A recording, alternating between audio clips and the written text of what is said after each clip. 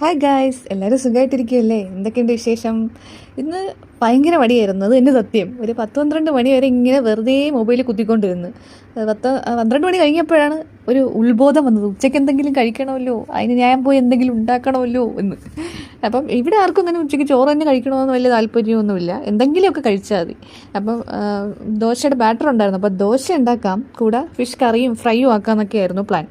അപ്പോൾ ഞാൻ ചെന്ന ഉടനെ തന്നെ ചൂരയും അയലയും ഉണ്ടായിരുന്നു. ചൂര എടുത്ത് കറിയുമാക്കി, കറിക്കുള്ളതൊക്കെ ആക്കി സ്റ്റൗവിലോട്ട് മാറ്റി. എന്നിട്ട് അയല മീനെടുത്ത് ഫ്രൈ ആക്കാനുള്ള തത്രപ്പാടിലായിരുന്നു. അങ്ങനെ ഫിഷ് ക്ലീൻ ചെയ്ത് വെച്ചിരുന്ന ഫിഷായിരുന്നു. അതിലേക്ക് മസാല പുരട്ടി. മസാല ഉണ്ടാക്കുന്നത് ഞാൻ വേറൊരു വീഡിയോയിൽ കാണിക്കാം. മസാല നന്നായിട്ട് എല്ലാ വശവും മിക്സ് ചെയ്ത് പുരട്ടി ഒരു 10-15 മിനിറ്റ് റെസ്റ്റ് ചെയ്യാൻ വെച്ചു. സാധാരണ ഞാൻ മാക്സിമം 1 മണിക്കൂർ റെസ്റ്റ് ചെയ്യാൻ വെക്കുന്നതാണ്. ചില ആൾക്കാർ 2 മണിക്കൂറൊക്കെ വയ്ക്കാൻ തോന്നുന്നു, അറിയില്ല.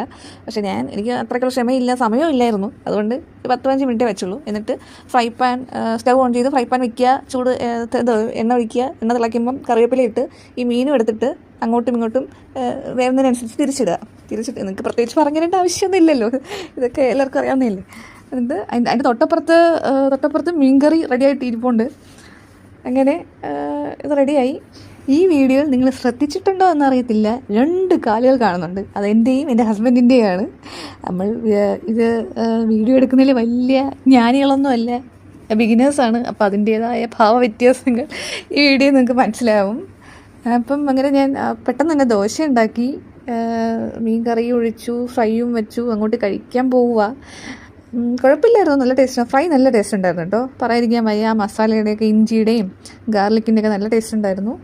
കറി കുഴപ്പമില്ലായിരുന്നു, സത്യമായിട്ട് തന്നെ പറയണമല്ലോ.